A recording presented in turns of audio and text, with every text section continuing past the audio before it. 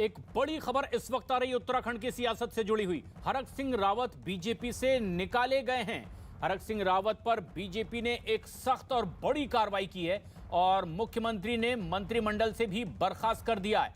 हरक सिंह को अपने मंत्रिमंडल से निकाल दिया है सीएम धामी ने। दरअसल वो अपने लिए, अपने परिवार के लिए 2 टिकट की मांग कर रहे थे। अपनी बहू के लिए भी एक विधानसभा क्षेत्र से वो टिकट चाह रहे थे, लेकिन पार्टी ने पहले ही फैसला कर लिया था एक परिवार में एक शख्स को ही टिकट मिलेगा। ऐसे में बड़ी कार्रवाई हरक सिंह रावत पर, बीजेपी से उन्हें 6 साल के लिए निकाल दिया गया है।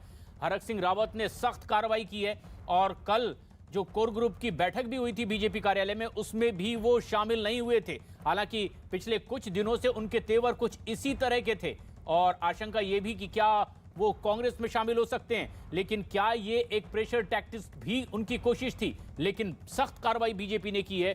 उन्हें पार्टी से 6 साल के लिए निकाल दिया गया है और मंत्रिमंडल से बर्खास्त कर दिया है। अनुपम त्रिवेदी हमारे सहयोगी फोन लाइन पर मौजूद हैं। अनुपम, क्या वजह बर्खास्तगी की?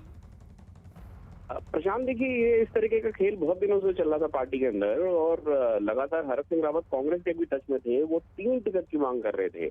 अपने लिए तो वो चुनाव टिकट ले ही रहे थे और साथ में अपनी बहू के लिए और एक अपने अन्य समर्थक के लिए।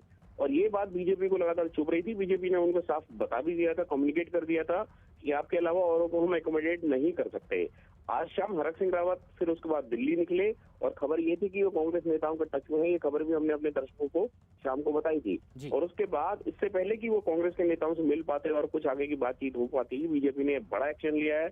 उनको न केवल मंत्रिमंडल से बर्खास्त किया है, बल्कि उनको पार्टी से भी 6 साल के लिए बाहर का रास्ता दिखा दिया है। 6 साल के लिए बाहर कर दिया है। तो यहाँ से अब उनकी कोई गुंजाइश बनती नहीं है कि दोबारा से अब वो कोई बीजेपी के अंदर रीअप्रोचमेंट कर सके। अलबत्ता कांग्रेस में उनके लिए एक उम्मीद है कि वो फिलहाल अभी कोशिश करेंगे कि कांग्रेस में कुछ बातचीत हो सके। अनुपम, इस पूरे घटनाक्रम में क्या ऐसी परिस्थिति हरक सिंह रावत ने खुद पैदा कर दी थी क्योंकि उनकी बातचीत कहीं और चल रही थी? किस तरह की टोटल अटकलें अब इस पूरे घटनाक्रम से जुड़कर निकलती नजर आ रही है? देखिए प्रशांत, जैसे मैं कह रहा था कि उत्तराखंड में सीधे सीधे आमने सामने का चुनाव है। कांग्रेस और बीजेपी 2 बड़ी पार्टियां हैं।